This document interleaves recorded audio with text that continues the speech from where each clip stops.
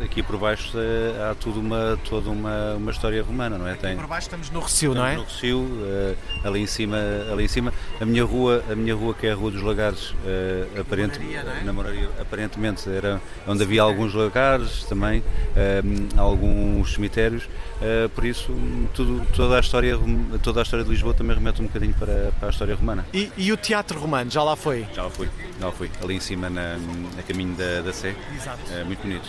O que é que recorda dessa ida? Se calhar vou faltar um bocadinho à história, a vista sobre Lisboa, sobre o Tejo, mas todos aqueles objetos que fizeram parte da história romana. E viu mesmo o teatro, o recinto do teatro, não é? Do outro lado tem o recinto do teatro. É impressionante ou não impressionou? Impressionei porque a primeira vez que vi com um espetáculo lá dentro, um espetáculo de música, por isso foi belo, foi à noite, por isso traz-me alguma recordação.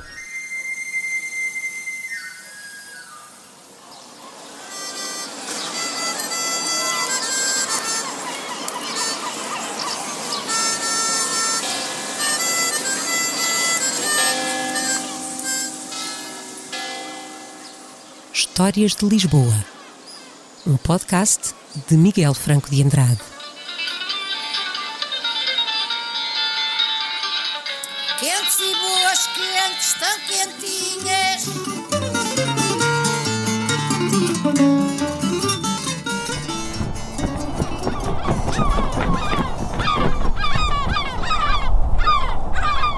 A meio caminho entre a colina do Castelo de São Jorge e o Rio Tejo, existe um monumento gigantesco e de importância excepcional, do qual poucas pessoas ouviram falar e menos ainda visitaram.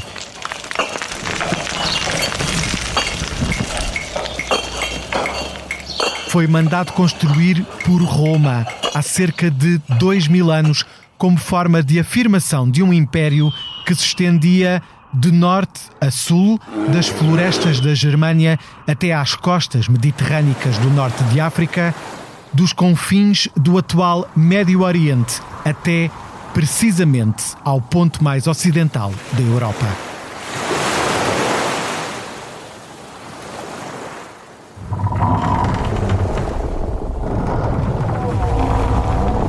Quem ousasse passar de barco ao largo de Olisipo não poderia ter dúvidas ao ver a meio da colina o edifício do monumental teatro que aquela era terra do Império. Nele cabiam mais de 4.000 espectadores e foi centro de alguns dos mais importantes acontecimentos da cidade, teatrais, mas também políticos, religiosos e rituais.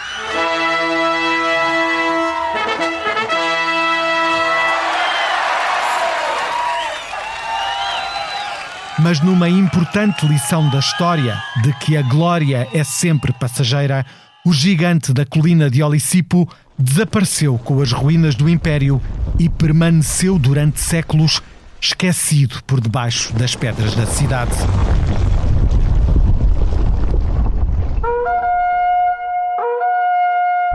Até que o terremoto de 1755 e a reconstrução da cidade o trouxeram de novo à luz do dia, numa obra de resgate da memória que, apesar de tudo, continua por terminar.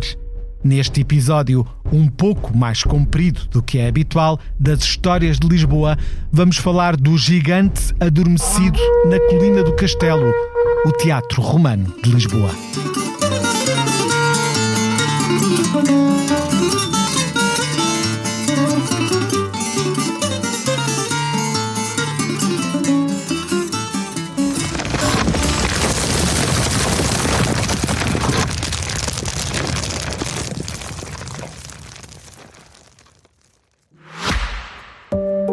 Olá, sou a Georgina Angélica. Eu sou a Paula Cardoso. Juntas criámos o Tal Podcast, um espaço de conversas reais, profundas e sem filtros. Todas as quintas-feiras damos a conhecer novas pessoas com ideias e trajetórias que inspiram mudança.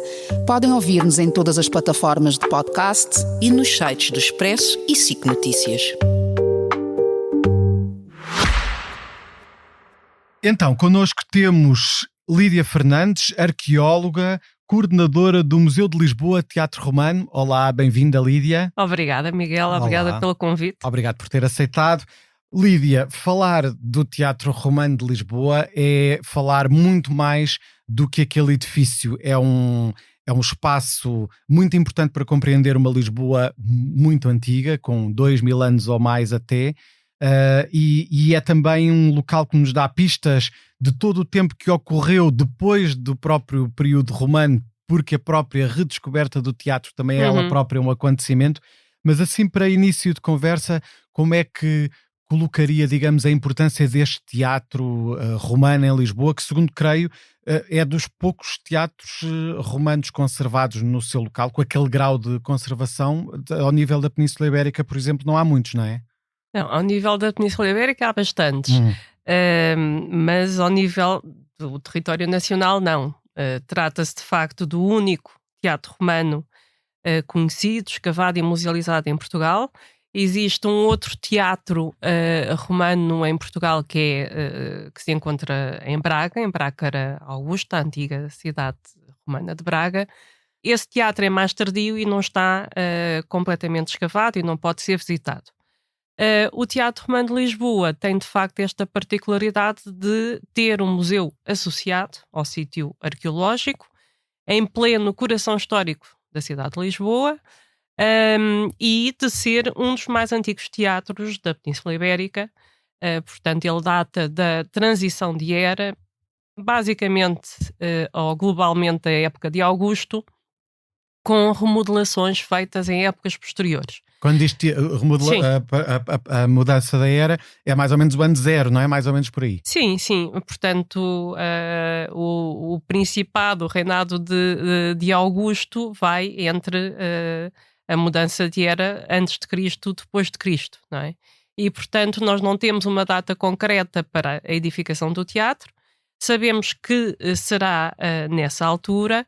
E sabemos-lo não apenas pelas escavações arqueológicas e por aquilo que nos diz o registro arqueológico, mas também pela análise do próprio edifício, pelas técnicas construtivas e técnicas decorativas, que são bastante evidentes em relação a esta cronologia. De facto, é uma cronologia, é uma tradição construtiva de época bastante anterior, ainda tardo-republicana. Dá a entender que pode ser mais antigo do que essa... Tem técnicas anteriores, sim. As técnicas decorativas, que basicamente todos os elementos arquitetónicos desta altura que foram empregos no teatro são feitos em pedra local, que depois era revestida a estuque. Portanto, esta característica marca de forma muito clara esta tradição, também uma tradição militar de épocas anteriores, que são trazidas pelos contingentes militares que chegam à Península Ibérica e concretamente a este extremo ocidental, e portanto é um modo de fazer muito antigo, não é? A utilização de pedras com outras características muito mais homogéneas, muito mais apelativas e bonitas visualmente, apenas passa a ser feita quando as pedreiras desta região começam a ser exploradas.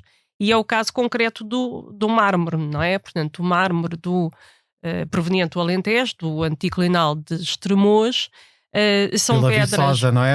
Estremoz, Vila Viçosa, exatamente. A famosa mármore. São mármores belíssimos, como nós sabemos, que continuam até hoje a ser explorados e a ser exportados, e durante muito tempo pensou-se que estes mármores muito alvos, muito quartzíticos, até seriam provenientes de Carrara, do famoso mármore italiano, quando na verdade são mármores portugueses, não é? Basta dizer que o Teatro Romano de Mérida, de Augusta e Mérida, que era a capital da Lusitânia, quando fez a sua grande remodelação do teatro, que também é da mesma época construtiva do Teatro Romano de Lisboa, mas quando teve uma remodelação também ornamental na época Flávia, portanto em meados do século I depois de Cristo, a pedra que vai usar é exatamente o mármore desta região de Vila Viçosa, Estremoz. Ok, não é? pois ele está ali mais ou menos a meio caminho, Sim. está mais perto de Lisboa, mas Sim. não deixa de estar no eixo que liga também a Mérida. Portanto, não deixa de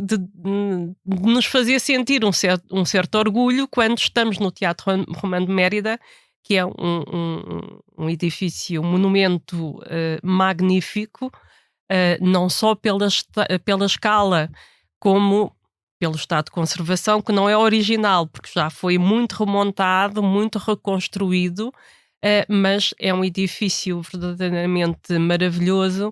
Não deixa de nos sentir orgulhosos saber que aquelas colunas, não é? Aqueles 18 metros de altura de fachada cénica, foi feita com mármore português. Não deixa de ser um bom ponto de vista perceber essa relação, por exemplo, do que seria Olicipe, não é? A cidade de Lisboa no tempo romano, relativamente a Mérida, a capital desta província, não é? Da Lusitânia. Qual o papel de Lisboa, digamos, nesse período, sendo que Mérida está lá bem no interior da Península Ibérica e Lisboa está aqui na boca do maior rio da Península Ibérica? Eu quase que sou tentada a fazer a comparação entre Brasília, no Brasil, e o Rio de Janeiro. Portanto, o Rio de Janeiro é uma cidade muito mais antiga, dentro da sua modernidade, não é? De um país novo. E Brasília é uma capital política, administrativa, feita desde o início, não é? Com um propósito muito claro.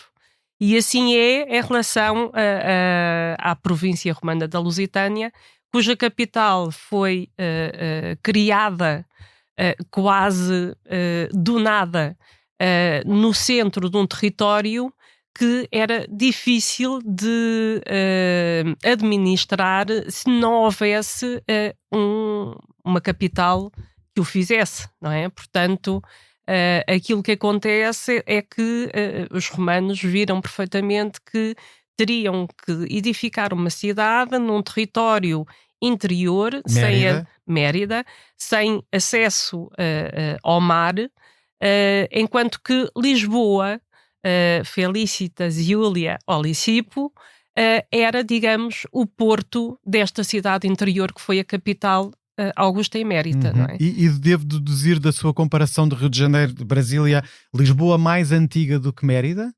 Claramente, sim, sim. Sabe-se hoje que Augusta Emérita já tinha ocupação, mas é uma coisa muito pequena, não é? Um povoamento muito residual, muito limitado, muito longe daquilo que viria a ser enquanto capital da província, de uma das 3 províncias em que a Península Ibérica ficou dividida. Portanto, havia todo o território da Espanha, sob a administração romana, ficou dividido em 3 províncias, inicialmente apenas em 2, depois em 3 províncias, e portanto Felicitas e Olicipo, a atual Lisboa, ficou sob a administração de Augusta Emérida. As outras 2 províncias eram a Bética, na zona sul, Andaluzia espanhola, e depois o restante território para a zona este, oriental da Península Ibérica, a Tarraconense, com capital em Tarraco, a Bética com capital em Córdova e a Lusitânia com capital em Augusta Emérita. Então como é que nós podemos localizar, digamos, Lisboa neste mundo, sendo que não é capital de província, não é nem capital de cunhou conventos? moeda, Sim. nem cunhou moeda. Santarém cunhou, Alcácer também, Certo. tem secas próprias, mas Lisboa nunca cunhou moeda, o que é estranho. No entanto, é uma cidade na boca do maior rio, não é? Sim. Com uma importância económica deduz-se não negligenciável. Sim. Enfim, com um teatro monumental que nós já vamos conhecer melhor como é que ele foi erigido, mas de facto, como é que se explica, digamos, a importância administrativa quase de Lisboa neste mundo romano? Ou a ausência de ter um título, digamos, de ter uma dignidade administrativa Não, ela tinha essa dignidade administrativa. Aliás, ela é designada por Plínio por Civium Romanorum, o que quer dizer que era uma cidade já existente, já de grande importância. E foi exatamente essa importância económica anterior e a localização estratégica que detinha junto a dois mares, o Rio e o Mar Atlântico, que lhe dão exatamente essa relevância. O Rio Tejo era navegável até muito longe e era conhecido pelas populações orientais do Mediterrâneo Oriental, não é? Portanto, há registro desde o século VII, VI, V a.C. de relações económicas fortes, consolidadas pelo interior do território. Os chamados fenícios, de alguma forma, será? Exato. Ou os orientalizantes, Já agora, aproveitando, porque temos um episódio também sobre os fenícios e passará à partida antes deste, como é que a Lídia, que é especialista no período romano, vê este período imediatamente antes dos fenícios? É, digamos, o primeiro contacto dos indígenas locais com uma civilização completamente diferente, num estádio civilizacional diferente. Sim, isso já tinha acontecido anteriormente, não é? Portanto, Lisboa, com esta posição geográfica, de facto, era o local ideal onde podiam aportar gentes de outras latitudes, não é? Muito, muito diferentes. Portanto, há sempre há desde muito cedo um contacto com o outro que é muito evidente pelos materiais que ficam no registro arqueológico. E de facto hoje em dia pela arqueologia tem-se absoluta certeza que esta componente fenícia e depois púnica, quando os fenícios passam a estabelecer a sua estratégia a partir do norte de África, Cartago, não é? Cartago, a partir de Cartago, há um contacto muito forte e muito intenso, e efetivo e constante, já subajamente consolidado ao longo de muitos anos, não é? Ao longo de muitos séculos. O registro arqueológico de Lisboa, sobretudo nos últimos tempos, tem-nos ilustrado de forma perfeitamente evidente o que acabo de dizer, uma vez que esta ocupação fenícia ou este contacto fenício, que antigamente se pensava que era bastante pontual e meramente do ponto de vista comercial, sabe-se hoje que é um contacto muito mais intenso e que de facto há comunidades que vêm e que se instalam neste território de uma forma muito abrangente. Portanto, há estruturas que nos documentam esta ocupação e é uma ocupação generalizada, desde o Morro do Castelo até toda a orla ribeirinha, não é? Portanto, esta ocupação é de facto um passado muito presente e muito importante na história da cidade de Lisboa. Inscrição fenícia encontrada também na zona ribeirinha, mas também do Campo das Cebolas, múltiplos bairros, estruturas arqueológicas que têm vindo a corroborar aquilo que acabo de dizer. Então, no próprio teatro. Já lhe vou perguntar isso, mas quando os romanos cá chegam, então encontram certamente uma cidade que já teve estes contactos de uma forma mais profunda até do que se pensava há pouco tempo, devido também a este grande dinamismo da arqueologia na cidade nos últimos anos, não é? Muitas obras, mas já não são propriamente os fenícios que cá estão, não é? Já houve uma certa dissolução, digamos. Como é que diria que quando chegam cá os romanos, 138 a.C., não é? Por aí, o que é que eles encontram em Lisboa? Pronto, É difícil de explicar. Não é que seja difícil, é difícil de explicar, porque aquilo que nós conseguimos dizer carece sempre de outros achados que venham a ter lugar e de outros estudos que venham a ser realizados. Aquilo que acontece é que tudo isto se passa num tempo longo, não é? E quando os romanos cá chegam, eles de repente não batem à porta da cidade e entram, aqui estamos nós, não é? Tal como aconteceu anteriormente com os fenícios e com outros povos, os romanos chegam à Península Ibérica em levas, são as chamadas Guerras Púnicas, não é? Portanto, desde o século IV antes de Cristo, não é? Portanto, e quando eles chegam à Península Ibérica, a parte ocidental, é o século II antes de Cristo. Portanto, estamos a falar anos, quase. 2 séculos em que existem contactos, existem incursões. Os generais romanos conhecem muito bem a Península Ibérica.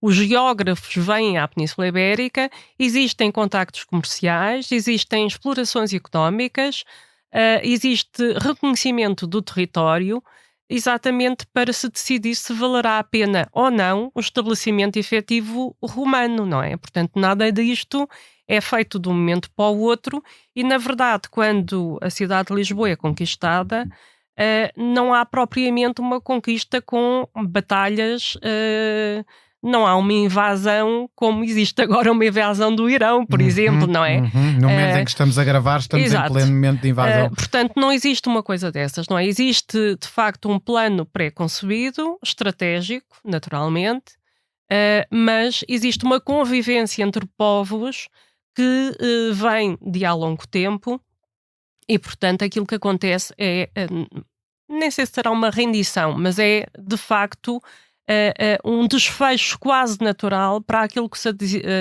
adivinhava há muito, não é? Aliás, uma das guerras púnicas é justamente pela hegemonia na Península Ibérica, não é? Este território aqui é uma marginal. guerra que opõe fenícios e Roma. Sim. Portanto, de forma muito simplista, é isto. É claro que esta luta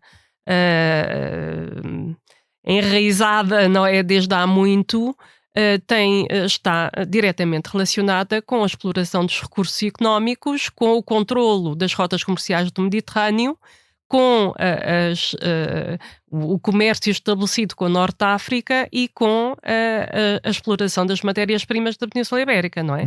Portanto, nada isto é porque há um simples ódio entre um povo e outro, não é? E é exatamente este poderio naval que os fenícios, no seu local original na Fenícia, detêm. Mediterrâneo Oriental, não é? Exato, que vai levar a que Roma aumente o seu próprio poderio em termos navais, porque não o tinha, não é? Portanto, não tinha uma frota naval que pudesse concorrer com a frota fenícia. E, portanto, isto vai levar a um congregar de interesses e de desenvolvimento de um poder, de uma hegemonia marítima muitíssimo importante que depois acabará por proporcionar a conquista de vastas extensões de território que inicialmente nem sequer estariam muito no plano dos romanos. Digamos que a conquista de um território implica novas responsabilidades e a defesa das suas fronteiras.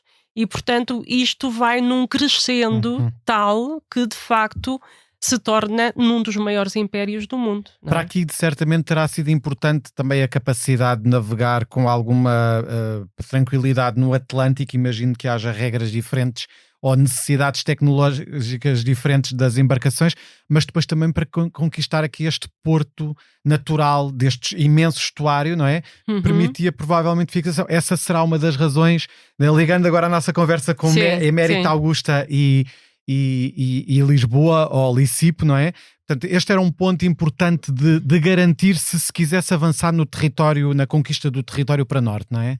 Exatamente, quase que podemos falar numa linha marítima, não é, que percorre a costa e que serve para transporte de militares, serve para além das relações económicas e transações económicas, naturalmente, ao longo da costa, mas que serve para transportar os militares e serve para a transporte dos aprovisionamentos que seriam conduzidos e que acompanhariam também esses militares, esses exércitos, não é? Portanto, há uma outra questão também muito importante, um pouco mais tarde, que será a própria conquista da Britânia. Portanto, a Britânia apenas vai ser conquistada. Há uma primeira tentativa ainda com Augusto, mas depois vai ser Cláudio, em meados do século I, que irá conquistar, não diria definitivamente, porque os problemas são muitos em termos de defesa do território, sempre tiveram uma enorme defesa, por isso é que é construída a muralha de Adriano, o Limes, mais tarde, mas Limes no sentido de limite, não é? Do limite do Império, por causa dos povos muito aguerridos da Britânia. A Escócia, os Pictos. Exato, sim. E portanto tudo isto tem uma grande importância do ponto de vista militar e estratégico. E a Britânia era importante do ponto de vista económico também para o Império Romano?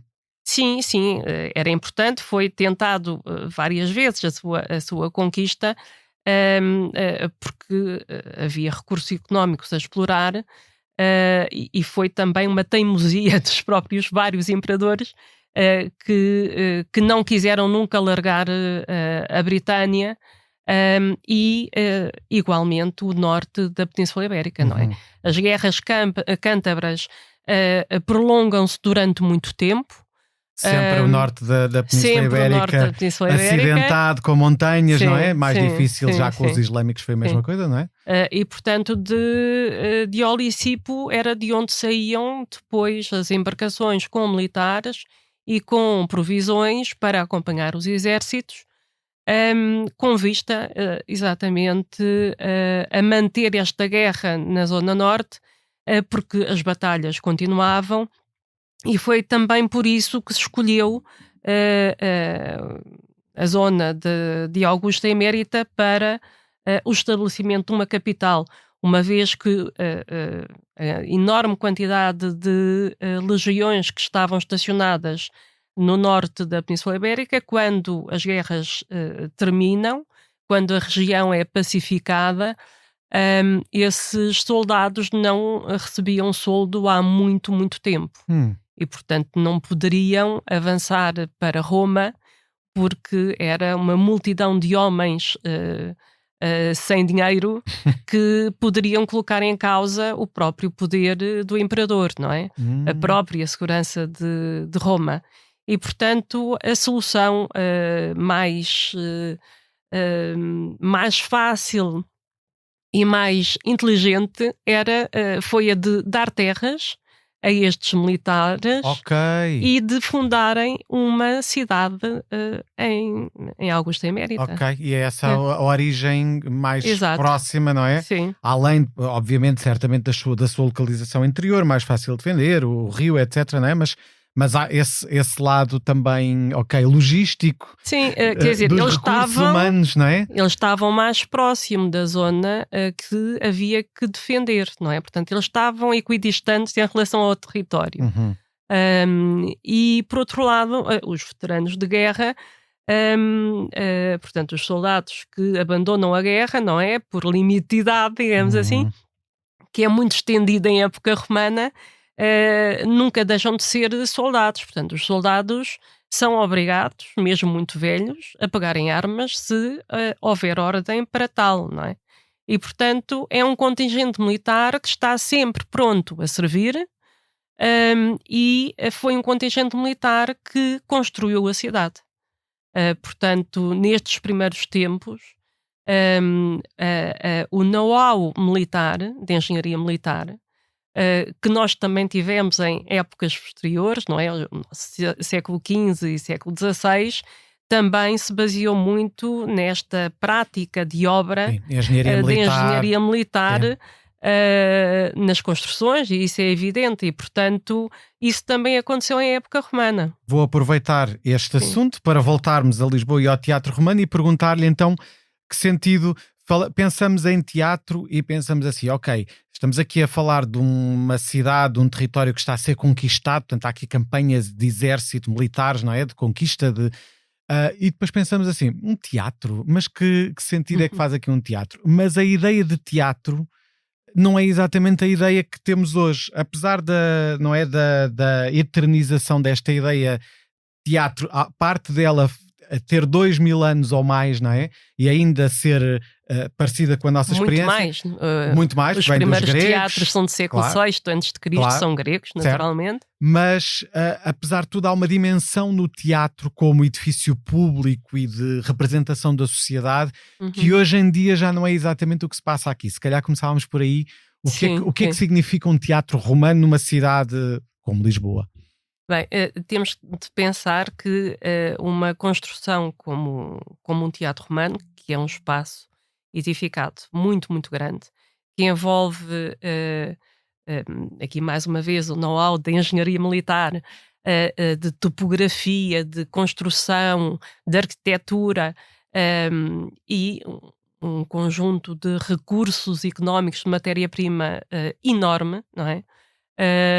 É algo que estava já muito bem oleado em época romana, no século I, e que envolve, para além de muitas pessoas, envolve uma aposta económica muito grande. E, portanto, temos que nos perguntar se, por que razão é que um teatro é construído numa cidade quando ela é conquistada. Sim. E, tal como o Miguel disse, não pode ser um caráter meramente lúdico, não é? E numa Facto. cidade no fim do mundo, não é? Sim. Estamos aqui no extremo do mundo conhecido na Antiguidade, não é? Sim. E, portanto, isto prende-se com o facto de um teatro em época romana ter um outro nível de valores subjacentes que são, de facto, muito relevantes para a sociedade de então. Um teatro romano, tal como um teatro grego, que está na sua origem, tem sempre uma finalidade religiosa. Para além do valor simbólico paralelo, que lhe é adscrito cada vez com uma maior relevância à medida que avançamos no tempo, o valor representativo, religioso que este edifício tem é de facto marcante. Que é uma coisa que já não temos hoje muito presente, não é? Os teatros ligados ao lado da religião. Não. Isso foi-se perdendo também devido ao cristianismo, Claro. porque eram sítios de paganismo. Portanto, tendo um fundo religioso, é claro que se os deuses mudam, os locais de culto também devem mudar, não é? Portanto, passamos dos teatros para as igrejas, não é? Porque os templos, esses também em época romana, têm uma função muito diferente das igrejas de hoje. Não pode haver uma comparação ou um decalque direto entre um templo e uma igreja, não é? O templo era o sítio onde vivia a divindade, era o local da divindade e, portanto, os humanos não estavam permitidos de entrar na sua casa, não é? A casa do Deus era inviolável e estava ali para guardar o próprio Deus, a figura do Deus, não é?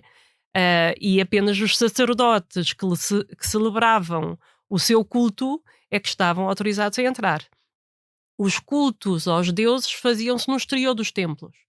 Portanto, era colocado uma ara, portanto um altar, onde os cultos eram feitos, as preces, as cerimónias religiosas, onde eram feitas as dádivas, onde os fiéis paravam e rezavam, diríamos nós, não é? Mas nunca entrando no templo, na casa do Deus. E nos dos teatros? deuses. Aqui era a mesma coisa. Os teatros romanos têm esta magnitude construída e esta qualidade arquitetónica exatamente para propiciar a representação e o estatuto dos vários deuses que são cultuados. Uma representação cênica dentro do teatro apenas começa quando todas as pessoas estão sentadas e depois de entrarem em procissão um cortejo enorme de pessoas, de sacerdotes de culto e as figuras dos deuses. Portanto, quando toda esta procissão entra no teatro, são feitos os rituais e as libações necessárias para agradecimento aos deuses, então aí sim é feita uma representação em horror dos próprios deuses, não é? Que honra os próprios deuses. E essa representação podia não ter nada a ver com o tema divino, digamos assim. Podia haver comédias como as de Aristófanes, etc., não é? Até bastante, às vezes, desbragadas, não é? Sim. E não havia uma contradição aí, a moral não era exatamente a mesma que hoje, não é? Também estamos a falar de períodos muito diferentes, não é? As peças que eram representadas no século III, II a.C. não são as mesmas que são representadas no século II, III, no século I depois de Cristo, E é não é? daquele que estamos a falar aqui, não é? Primeiro. Sim. Portanto, depois começa a existir uma liberdade de representação muito maior e, essencialmente, a grande diferença está na encenação da própria peça. Lídia, e segundo também aprendi consigo, também se dava muita importância à plateia. Quem estava na plateia e onde se sentava na plateia também era muito importante. É curioso que nós hoje utilizamos o termo orquestra para designar um conjunto de músicos. Orquestra é uma palavra grega e, em época grega, designava exatamente um conjunto de músicos.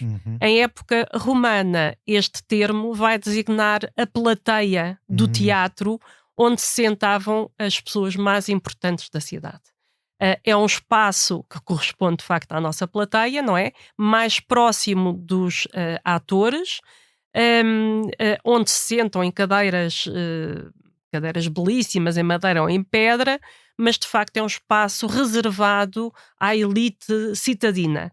E já Pierre Crimal dizia que o teatro era o mais democrático de todos os edifícios. Mas aqui entrevê-se uma certa hierarquização. Exatamente, sim. De facto, todos podiam entrar no teatro, podiam assistir às representações, toda a gente, escravos inclusive, mas o local onde se sentavam, esse sim, era rigorosamente respeitado em termos de posição social e posição económica. Aquela coisa hoje que se diz ver e ser visto, nesta altura era muito importante. No teatro era muito importante. Sim, porque demonstrava também o lugar na sociedade, não é? Que uma pessoa ocupava no teatro. Claro, sim. O teatro era a forma como o outro nos via, não é? E esse outro, em época romana, é muito importante. Já dizia César, não basta sê-lo, é preciso, não é? Em relação à sua própria mulher, mas de facto era isso mesmo, não é?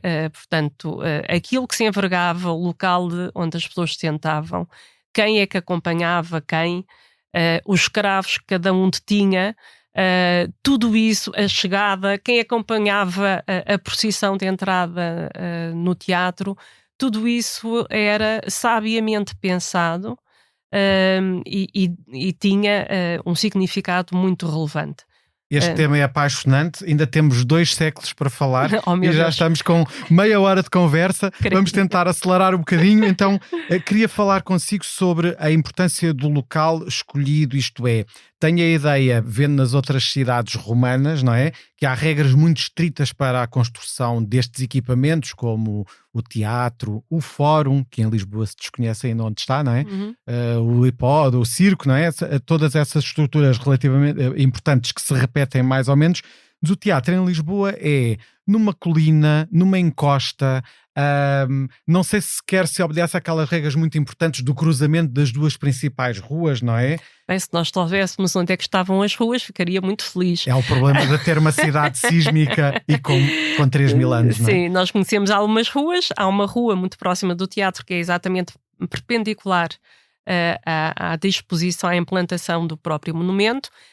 Mas de facto o Teatro Romano de Lisboa está, se nós analisarmos os preceitos vitruvianos, e Vitrúvio era um dos poucos arquitetos romanos que se conhece e que deixou uma obra de arquitetura em 10 livros extremamente relevante, porque nos dá regras para tudo, para todos os edifícios públicos, mas também sobre a acústica, sobre a engenharia, sobre as armas de guerra, sobre o som, etc.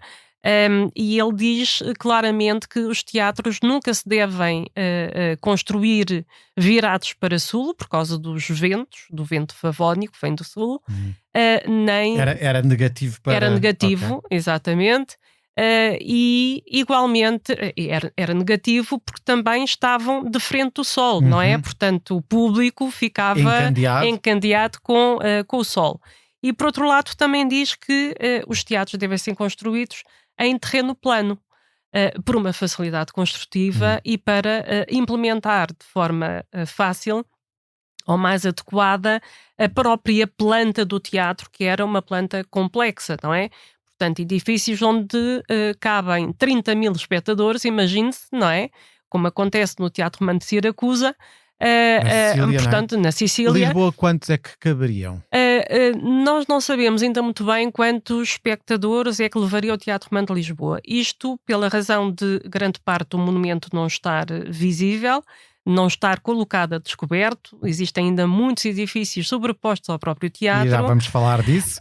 Mas porque cada vez que fazemos uma intervenção arqueológica, não será exatamente assim, mas ao longo das muitas escavações vai sempre acrescentando uma pecinha deste puzzle monstruoso. E vai-se percebendo que ela é maior do que E vai-se percebendo que ela é maior. Não Agora pensa-se poderá ter 72 metros de diâmetro, não é? Há cerca de 10, 15 anos pensava-se que ele teria 68 metros de diâmetro, 67, 68. Hoje pensamos que será 72 se não for superior, não é? Portanto, milhares de pessoas, isso? Cerca de 4 mil pessoas ou mais, não é? Se nós pensarmos que o Teatro Romano de Mérida daria para 5 mil espectadores e é a capital de província, portanto é surpreendente que o Teatro Romano de Lisboa dê para tanta gente. Outra coisa, eu acho que o teatro, com todas as diferenças, mas o maior teatro de Lisboa neste momento em funcionamento, acho que é o Tivoli pessoas, e tem quanto muito 1000.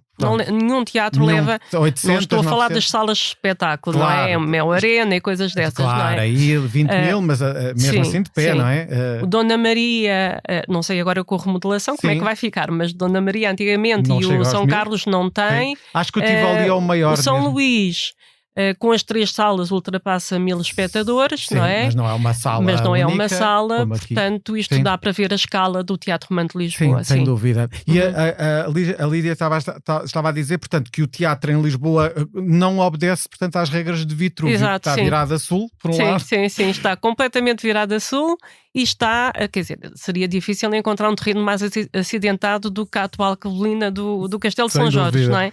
E isto também nos leva a questionar a razão pela qual ele se materializou exatamente nesta colina tão inclinada, não é?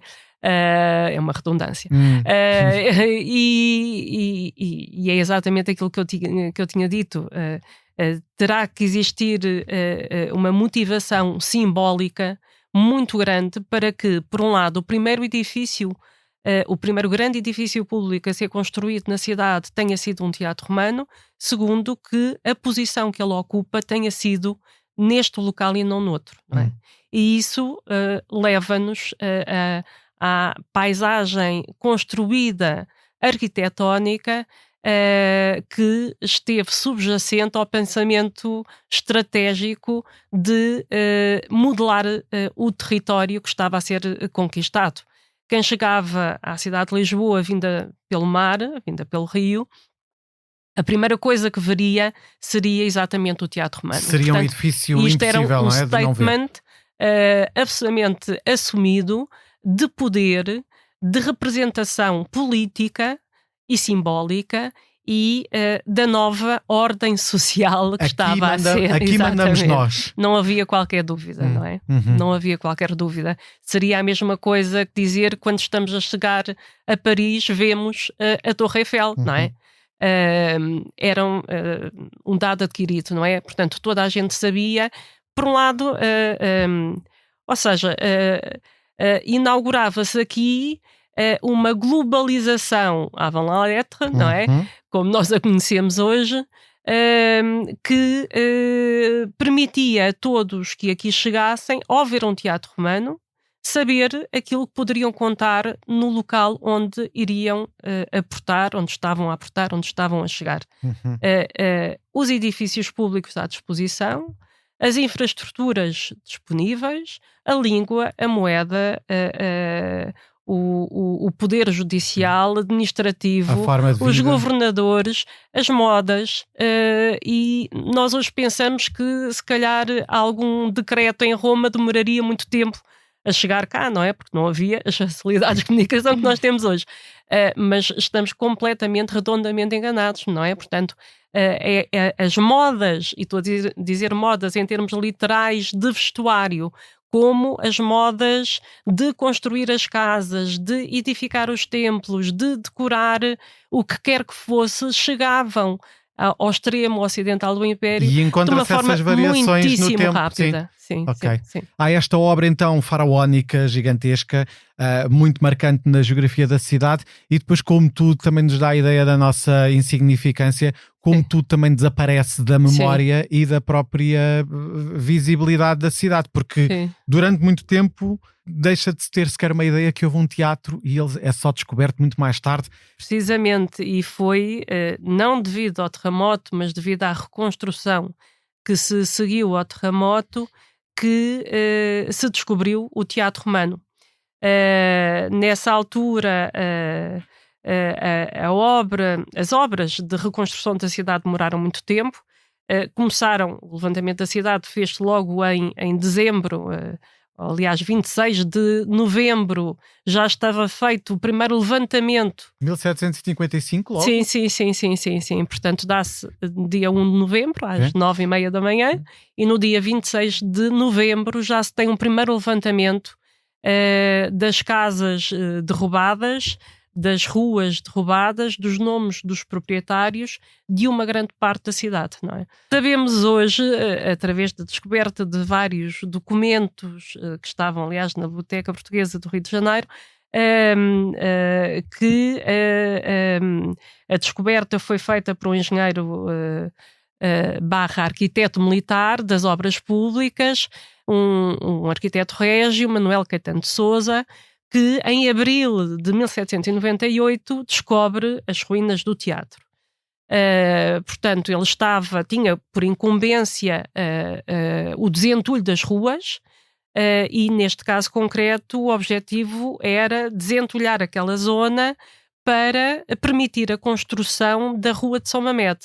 A Rua de São Mamede não existia em época anterior ao terremoto, só foi construída já no século XVIII, e portanto ele encontrou estas estruturas, que deve ter sido curioso para ele, mas sem grande entusiasmo, que o objetivo era desentulhar a cidade. Era permitir a construção da rua o mais depressa possível, era permitir construir a nova cidade, não é? E o espírito da época era exatamente esse, dava-se relevância àquilo que aparecia de antigo, mas a relevância era dada a casos muito concretos. Estátuas, inscrições árabes ou latinas, alguns objetos inteiros, mas pouco mais do que isso. É preciso ver que há relativamente pouco tempo tinha acontecido Pompeia, não é? E há aqui um interesse por estas coisas antigas, já estávamos um bocadinho longe disso, mas ainda era a ideia, não é? Que se chegava aqui ainda era essa, e não o privilégio de destapar um teatro, não é? É curioso porque o Teatro Romano de Lisboa é descoberto 50 anos depois da cidade romana de Pompeia. Uhum. E 60 anos depois da cidade romana de Herculano. Herculano aparece primeiro em 1738, Pompeia em 1748 e o Teatro Romano de Lisboa em 1798. Não é à toa que um italiano esteja aqui envolvido. Sim. Esse italiano, de seu nome Francisco Xavier Fabri, ele depois fica dono do teatro, ou seja, é ele que fica depois encarrega a partir de junho, afastando o Manuel Caetano de Sousa. Não se sabe bem estes contornos, como é que isto aconteceu, mas Manuel Caetano de Sousa, de facto, é quem descobre o teatro, mas tem o seu trabalho, não é? E portanto, era já uma pessoa com quase 60 anos, sobretudo engenheiro militar, e portanto, este jovem italiano que chega com novidades de manter as ruínas no próprio sítio, in situ, portanto ele não estaria naturalmente de acordo, não é? Portanto não sabemos bem estes contornos de afastamento, mas não deve ter sido muito pacífico. Sabemos que em junho é Francisco Xavier Fabri que está à frente dos trabalhos de desobstrução das ruínas do Teatro Romano, defende a construção de um muro a toda a volta do teatro para que os escombros não avançassem para as ruínas, escreve uma carta à Rainha Dona Maria exatamente para defender a conservação destas estruturas, a manutenção do teatro, porque era uma prova evidente da relevância da cidade em época romana.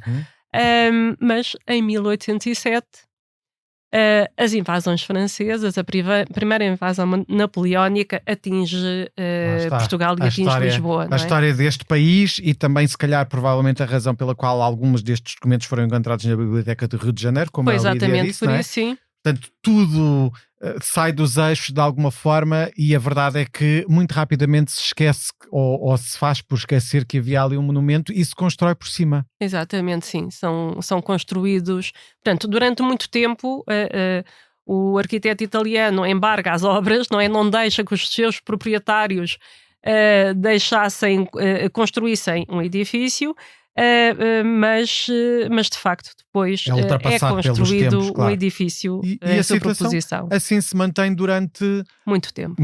Eu diria um século. Sim, em que depois e estamos mesmo a chegar ao fim, há o que eu chamo de utopia da arqueologia.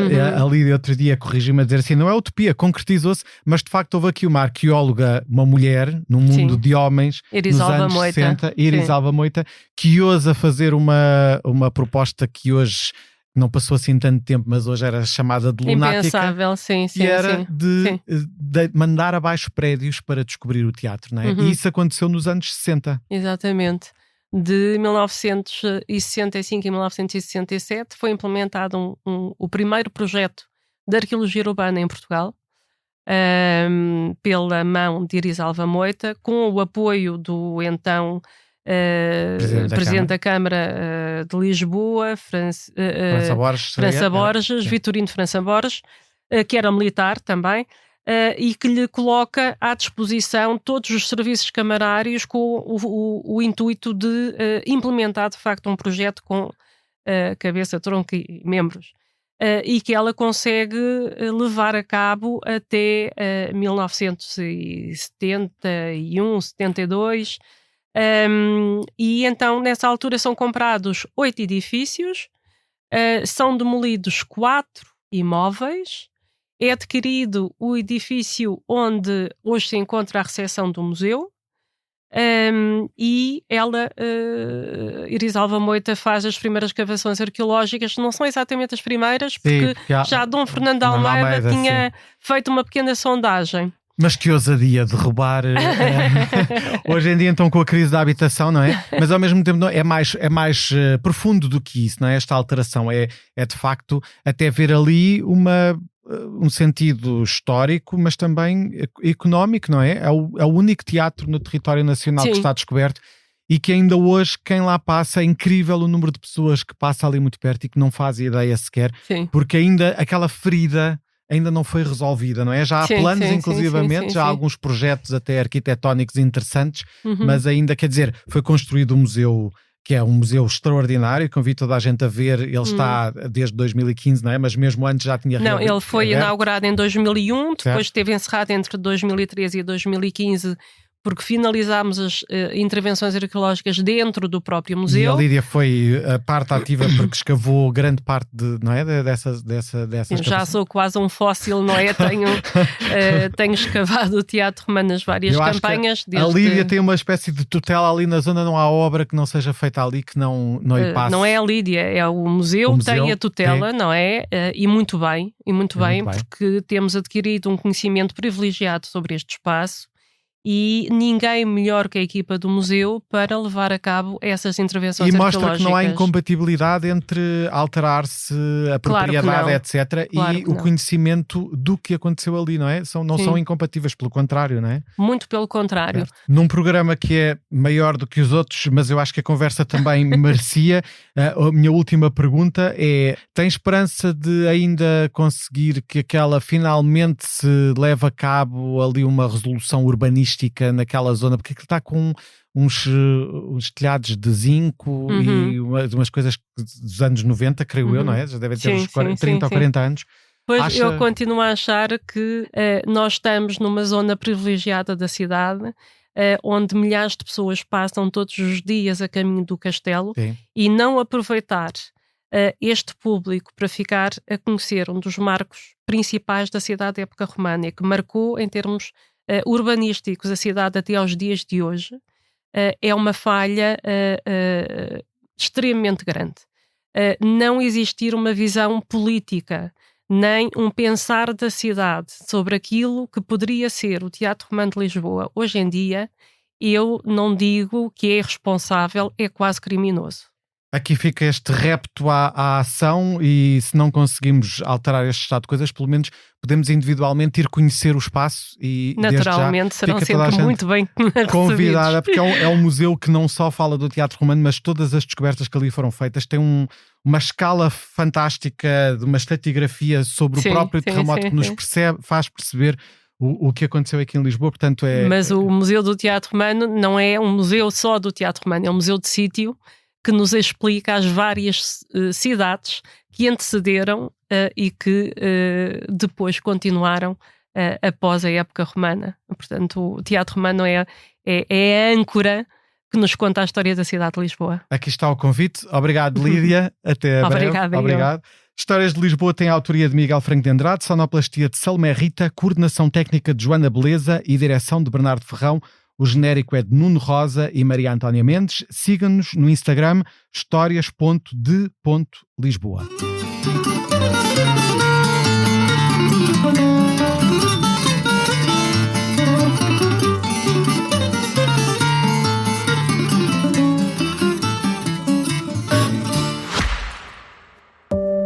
Olá, sou a Georgina Angélica. Eu sou a Paula Cardoso. Juntas criámos o Tal Podcast, um espaço de conversas reais, profundas e sem filtros. Todas as quintas-feiras damos a conhecer novas pessoas com ideias e trajetórias que inspiram mudança. Podem ouvir-nos em todas as plataformas de podcast e nos sites do Expresso e SIC Notícias.